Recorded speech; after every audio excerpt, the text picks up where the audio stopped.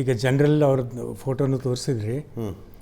ಅವರೇ helicopter crash ಆದಾಗ ಊಟಿನಲ್ಲಿ ಆವಾಗಲೂ ಸಬಟೈಜ್ ಅಂತ ಬಂದಿತ್ತು. ಇರ್ಬೋದು, ಅದು ತನಿಖೆ ಕೊಟ್ಕೊಂಡವರೆಲ್ಲ ಅದರ ಬಗ್ಗೆ ಇದು ಮಾಡ್ತಾರೆ. ಬಟ್ ಸ್ಟ್ರೇಟ್ ಅವೇ ಇದನ್ನು ಪೊಲಿಟಿಸೈಸ್ ಮಾಡೋದೇ ಇರುತ್ತಲ್ಲ, ಅದು ದಿಕ್ಕು ತಪ್ಪಿಸ್ಬಿಡುತ್ತೆ.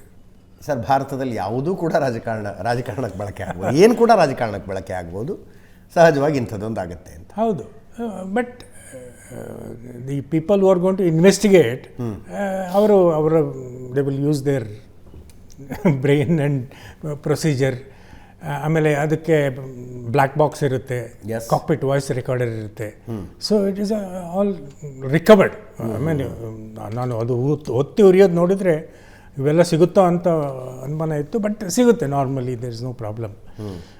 ಆಮೇಲೆ ಇವರು ಹೇಳಿದಾಗೆ ground proximity warning system GPWS ಏನು ಮಾಡುತ್ತೆ ಅಂದರೆ, ಈಗ ನೋಡಿ ಒಂದು ಏರ್ಕ್ರಾಫ್ಟ್ ಲ್ಯಾಂಡ್ ಮಾಡೋಕ್ಕೆ ಬರುತ್ತೆ, ಪೈಲಟ್ ಫ್ಲಾಪ್ಸ್ ತೊಗೊಂಡು ಮರ್ತ್ಬಿಡ್ತಾನೆ.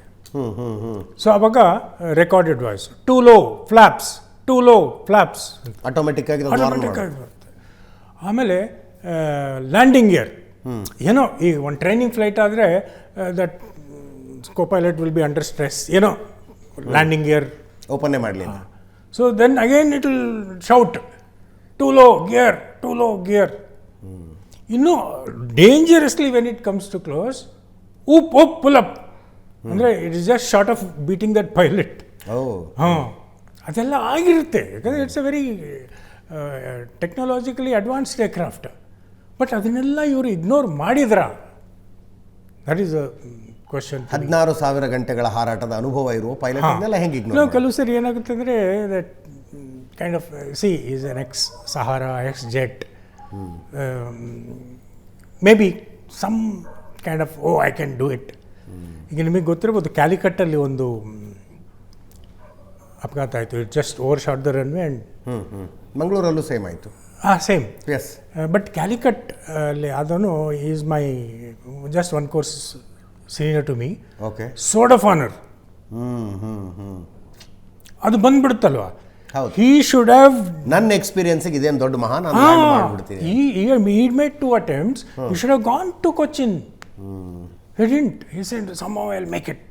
ಒಂಥರ ಅದು ಬಂದ್ಬಿಡುತ್ತೆ. So we can't rule out that also in this. Yes. ಆದರೆ ಪ್ರತಿ ವಿಮಾನ ಅಪಘಾತದಲ್ಲೂ ಮೊದಲು ಮಾತಾಡೋದೇ ನಾವು ಪೈಲಟ್ ಎರರ್ ಬಗ್ಗೆ. If he's dead blame him, if he's alive hang him. ಅಷ್ಟೇ. ಎಸ್ ಪ್ರಶಾಂತ್, ಪೊಲಿಟಿಕಲಿ ಎಂಥ ಸಿಚುವೇಶನ್ ರೀ ಇದು ಮಹಾರಾಷ್ಟ್ರದಲ್ಲಿ?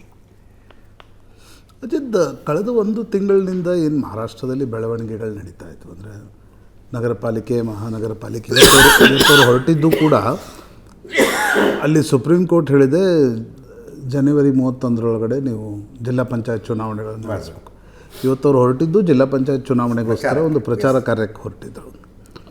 ಈ ಮಹಾರಾಷ್ಟ್ರದ ರಾಜಕಾರಣದಲ್ಲಿ ಒಂದು ರೀಅಲೈನ್ಮೆಂಟ್ ನಡೆಯುತ್ತಾ ಅಂತಕ್ಕಂಥದ್ರ ಬಗ್ಗೆ ಚರ್ಚೆ ಇತ್ತು. 1 ತಿಂಗಳ ಹಿಂದೆ ಗೌತಮ್ ಅದಾನಿ ಬಾರಾಮತಿಗೆ ಬಂದಿದ್ದರು. ಈಗ ಅವ್ರದ್ದು ರೀಲ್ ಕೂಡ ಅದು ವೈರಲ್ ಆಗ್ತಾ ಇತ್ತು. ಇವ್ರು ಹೋಗಿ ಗೌತಮ್ ಜಿ ಸ್ವಾಗತ ಹೇ ಆಪ್ಕಾ ಅಂತ ಹೇಳ್ತಾರೆ. ಗೌತಮ್ ಅದಾನಿ ಏರ್ಪೋರ್ಟ್ನಿಂದ ಅಲ್ಲಿ ಅಂದರೆ ಅದು ಇದೇ ಏರ್ ಸ್ಟ್ರಿಪ್ಪಿಗೆ ಬರ್ತಾರೆ. ಇವ್ರು ಹೋಗ್ತಾರೆ, ಯಾರು ಅಜಿತ್ ದಾದಾ ಪವಾರ್ ಅವರನ್ನು ಸ್ವಾಗತ ಮಾಡಲಿಕ್ಕೆ. ಶರದ್ ಪವಾರ್ ಮತ್ತು ಅಜಿತ್ ದಾದಾ ಪವಾರ್ ನಡುವೆ ಒಂದು ಮತ್ತೆ ಜೊತೆಗೆ ಬರ್ತಕ್ಕಂಥ ಒಂದು ಮಧ್ಯಸ್ಥಿಕೆಯನ್ನು ಗೌತಮ್ ಅದಾನಿ ವಹಿಸ್ತಾರೆ ಅಂತಕ್ಕಂಥದ್ರ ಬಗ್ಗೆ ಚರ್ಚೆ ಆಗ್ತವೆ. ಪುಣೆ ಮತ್ತು ಪಿಂಪ್ರಿ ಚಿಂಚವಡ್ನ ಮಹಾನಗರ ಪಾಲಿಕೆ ಚುನಾವಣೆಯಲ್ಲಿ ಇಬ್ಬರು ಒಟ್ಟಿಗೆ ಬರ್ತಾರೆ. ಯಾರ್ಯಾರು? ಕಾಕಾ ಪುತನೆ ಅವರು, ಶರದ್ ಪವಾರ್ ಮತ್ತು ಅಜಿತ್ ದಾದಾ ಪವಾರ್. ಸುಪ್ರಿಯಾ ಸುಳೆ ಕೇಂದ್ರದಲ್ಲಿ ಸಚಿವೆ ಆಗ್ಬೋದು, ಕ್ಯಾಬಿನೆಟ್ ರಿಶಫಲ್ ಆದರೆ, ಮೋದಿಯವರ ಕ್ಯಾಬಿನೆಟ್ ರಿಶಫಲ್ ಆದಾಗ. ಹೀಗಾಗಿ ಅವರಿಬ್ಬರು ಒಟ್ಟಿಗೆ ಬಂದು ಸುಪ್ರಿಯಾ ಸುಳೆ ದಿಲ್ಲಿಗೆ, ರಾಜ್ಯದಲ್ಲಿ ಅಜಿತ್ ಪವಾರ್ ನಾಯಕತ್ವ ಅಂತಕ್ಕಂಥ ಚರ್ಚೆ ಆಗುತ್ತೆ. ಯಾಕಂದರೆ ಶರದ್ ಪವಾರ್ ಏಜ್ ಆಗಿರೋದ್ರಿಂದ ಇನ್ನು, ಮತ್ತು ಉದ್ಧವ್ ಠಾಕ್ರೆ, ರಾಜ್ ಠಾಕ್ರೆ ಒಟ್ಟಿಗೆ ಬಂದರು ಶರದ್ ಪವಾರ್ ಜೊತೆ. ಆ ಒಂದು ಮೈತ್ರಿ ಕಾಂಗ್ರೆಸ್, ಶರದ್ ಪವಾರ್ ಮತ್ತು ಉದ್ಧವ್ ಠಾಕ್ರೆ ನಡುವೆ ಕೂಡ ಫ್ರೂಟ್ಫುಲ್ ಆಗ್ತಿಲ್ಲ ಅನ್ನುವ ಪರಿಸ್ಥಿತಿಯಲ್ಲಿ ಇಬ್ಬರು ಒಟ್ಟಿಗೆ ಬರ್ತಾರೆ ಅಂತಕ್ಕಂಥ. ಏಕಾಏಕಿ BJP ಮತ್ತು ಅಜಿತ್ ದಾದಾ ಪವಾರ್ ನಡುವೆ ಸಾಕಷ್ಟು ಆರೋಪ ಪ್ರತ್ಯಾರೋಪಗಳಾದವು. ಹೌದು. ಪುಣೆ ಮತ್ತು ಪಿಂಪ್ರಿ ಚಿಂಚವಡ್ಗೆ ಸಂಬಂಧಪಟ್ಟಂತೆ ದೇವೇಂದ್ರ ಫಡ್ನವೀಸ್ ಕೂಡ ಹೋಗಿ ಹೇಳ್ತಾರೆ, ಇಲ್ಲ ನಾವು ಬೇರೆ ಆದರೂ ಆಶ್ಚರ್ಯ ಇಲ್ಲ ಅನ್ನುವ ರೀತಿಯಲ್ಲಿ ಮಾತಾಡ್ತಾರೆ. ನೀವು ನಮ್ಮ ಮೇಲೆ ಬಾಣ ಎಸೆಯೋದಾದರೆ ನಾವು ಬಾಣ ಎಸೆತೀವಿ ಅನ್ನೋದರ ಬಗ್ಗೆ ಮಾತಾಡ್ತಾರೆ. ಏಕನಾಥ್ ಶಿಂದೆ ಜೊತೆ ಬಿ ಜೆ ಪಿಯ ಜಗಳ ಶುರುವಾಗಿದೆ. ಅಂಥ ಪರಿಸ್ಥಿತಿಯಲ್ಲಿ ಒಂದು ಚರ್ನಿಂಗ್ ಪ್ರೊಸೆಸ್ ನಡೆಯುತ್ತಾ ಮಹಾರಾಷ್ಟ್ರದಲ್ಲಿ ಅಂತಕ್ಕಂಥದ್ರ ಬಗ್ಗೆ ಚರ್ಚೆ ಇತ್ತು. ಅಜಿತ್ ದಾದಾ ಪವಾರ್ದೊಂದು ಮಹತ್ವಾಕಾಂಕ್ಷೆ ಇತ್ತು, ನಾನು ಈ ರಾಜ್ಯದ ಮುಖ್ಯಮಂತ್ರಿ ಆಗಬೇಕು ಅಂತ. ಅವರು ಉಪಮುಖ್ಯಮಂತ್ರಿ ರೆಕಾರ್ಡ್ ಟೈಮ್ ಆಗಿದ್ದಾರೆ, 6 ಬಾರಿ. ಅಂದರೆ ವಿಲಾಸರಾವ್ ದೇಶ್ಮುಖ್ ಸಂಪುಟದಿಂದ ಹಿಡಿದು ಅನೇಕ ಸಂಪುಟದಲ್ಲಿ ಮಂತ್ರಿ ಆದರೂ, ನಂತರ ಉಪಮುಖ್ಯಮಂತ್ರಿ ಆಗ್ತಾ ಬಂದರು. ಆದರೆ ಅವ್ರಿಗೆ ಮುಖ್ಯಮಂತ್ರಿ ಆಗಲಿಕ್ಕೆ ಸಾಧ್ಯ ಆಗಿರಲಿಲ್ಲ. ಆದರೆ ಯಾವ ಪರಿಯ ಮಹತ್ವಾಕಾಂಕ್ಷೆ ಅಂತಂದರೆ, ನಾವು ಸಂಜೆ ಕೂಡ ಮಾತಾಡಿದ್ವಿ, ಏಕನಾಥ್ ಶಿಂದೆ ಕ್ಷಮಿಸಿ ದೇವೇಂದ್ರ ಫಡ್ನವೀಸ್, ಏಕನಾಥ್ ಶಿಂದೆ ಮತ್ತು ಅಜಿತ್ ದಾದಾ ಪವಾರ್ ಕೂತಾಗ ಪತ್ರಕರ್ತರು ಕೇಳ್ತಾರೆ ಏಕನಾಥ್ ಶಿಂದೆ, ಯಾವಾಗ ನೀವು ಪ್ರಮಾಣ ವಚನ ಸ್ವೀಕರಿಸ್ತೀರಿ? ಏಕನಾಥ್ ಶಿಂದೆ ಹೇಳ್ತಾರೆ, ಇಲ್ಲ ನಾನು ಸಂಜೆ ಡಿಸೈಡ್ ಮಾಡಿ ಹೇಳ್ತೀನಿ. ಇವ್ರು ಪಕ್ಕದಲ್ಲೇ ಕೂತಿರ್ತಾರೆ. ಇವ್ರು ಹೇಳ್ತಾರೆ, ಏಕನಾಥ್ ಶಿಂದೆ ಯಾವಾಗ ಮಾಡ್ತಾರೋ ಗೊತ್ತಿಲ್ಲ ರೀ, ನಾನಂತರೂ ಪ್ರಮಾಣ ವಚನಕ್ಕೆ ರೆಡಿ ಇದ್ದೀನಿ, ನಾಳೆ ನಾನಂತರೂ ದೇವೇಂದ್ರ ಫಡ್ನವೀಸ್ ಜೊತೆ ಪ್ರಮಾಣ ವಚನ ಸ್ವೀಕರಿಸ್ತೀನಿ ಅಂತ ಹೇಳ್ತಾರೆ. ಆ ಮಹತ್ವಾಕಾಂಕ್ಷೆ ಇತ್ತು. ಇದು ವೆರಿ ಪ್ರಾಕ್ಟಿಕಲ್ ಪೊಲಿಟಿಷಿಯನ್. ಆರೋಪಗಳಿರಲಿಲ್ವಾ ಅಜಿತ್ ದಾದಾ ಪವಾರ್ ಮೇಲೆ? ಬಿ ಜೆ ಪಿಯವರೇ ನೀರಾವರಿ ಹಗರಣದಲ್ಲಿ ದೊಡ್ಡ ಆರೋಪವನ್ನು ಮಾಡಿದ್ರು, ಸಾವಿರಾರು ಕೋಟಿ ರೂಪಾಯಿ ಆರೋಪವನ್ನು ಮಾಡಿದರು. ಆದರೆ ಕೆಲಸಗಾರ ರಾಜಕಾರಣಿ. ಬೆಳಗಾವಿನ ಅನೇಕ ರಾಜಕೀಯ ಮುಖಂಡರ ಜೊತೆ ಅವರ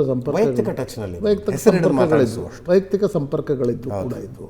ಈಗ ಅಜಿತ್ ದಾದಾ ಪವಾರ್ ಒಂದು ಸಾವು ಏನಿದೆ, ಒಂದು ನಿಧನ ಏನಿದೆ, ಅದು ಮಹಾರಾಷ್ಟ್ರದ ರಾಜಕಾರಣದಲ್ಲಿ ಒಂದು ಹೊಸ ರೀತಿಯ ವಾಯ್ಡನ್ನು ಮಾಡಿದೆ ಅಂತಕ್ಕಂಥದ್ದು ಸ್ಪಷ್ಟ. ಒಂದು NCPಯ ಮುಂದಿನ ಭವಿಷ್ಯ ಏನು? ಶರದ್ ಪವಾರ್ ಅವ್ರಿಗೆ ವಯಸ್ಸಾಗಿದೆ, ಅಜಿತ್ ದಾದಾ ಪವಾರ್ ಆಕಸ್ಮಿಕವಾಗಿ ನಿಧನರಾದಾಗ NCPಯ ಭವಿಷ್ಯ ಏನು ಅಂತಕ್ಕಂಥದ್ದು ಒಂದು ಪ್ರಶ್ನೆ. ಇನ್ನೊಂದು ಪ್ರಶ್ನೆ, ಇಡೀ ಮಹಾಯುತಿಯ ಪಾಲಿಟಿಕ್ಸು ಮತ್ತು ಮಹಾರಾಷ್ಟ್ರದ ರಾಜಕಾರಣದಲ್ಲಿ ಸಮೀಕರಣಗಳು ಬದಲಾಗ್ಬಿಡ್ತಾವ ಅನ್ನುವ ಚಿಂತೆ ಕೂಡ ಈಗಿದೆ. ಯಾಕಂದರೆ ಅಜಿತ್ ದಾದಾ ಪವಾರ್ ಜೊತೆ ಹೊರಗಡೆ ಬಂದಿರತಕ್ಕಂಥ ಶಾಸಕರು ವಾಪಸ್ ಸುಪ್ರಿಯಾ ಸುಳೆ ಜೊತೆ ಹೋಗ್ತಾರ, ನಾಯಕತ್ವ ಒಪ್ಕೊಳ್ತಾರ, ಸರ್ಕಾರ ಬಿಟ್ಟು ಹೋಗ್ಲಿಕ್ಕೆ ರೆಡಿ ಆಗ್ತಾರ, ಅಧಿಕಾರ ಬಿಟ್ಟು ಯಾಕೆ ಹೋಗಿ ಆಡಳಿತ ಪಕ್ಷದಿಂದ ಹೋಗಿ ವಿರೋಧ ಪಕ್ಷಕ್ಕೆ ಹೋಗ್ತಾರೆ, ಬಂದಿದ್ದೇವರು ಆಡಳಿತ ಅನುಭವಿಸ್ಬೇಕು ಅಂತ ಕಾರಣ. ಹೀಗಿರುವಾಗ ಈ ನಾನಾ ರೀತಿಯಾಗಿರ್ತಕ್ಕಂಥ ಪ್ರಶ್ನೆಗಳಿವೆ. ನನಗನ್ಸುತ್ತೆ ಇಷ್ಟು ಬೇಗ ಅದು ಏನು ಡಿಸೈಡ್ ಆಗುತ್ತೆ ಅಂತಕ್ಕಂಥದ್ದು ನನಗೇನು ಅನಿಸಲ್ಲ. ಆದರೆ ನಿಶ್ಚಿತವಾಗಿ ಒಂದಿಷ್ಟು ಪ್ರಶ್ನೆಗಳು ಈ ಒಂದು ಆಕಸ್ಮಿಕವಾಗಿರ್ತಕ್ಕಂಥ ಸಾವಿನ ಕಾರಣದಿಂದ ಹುಟ್ಕೊಂಡು.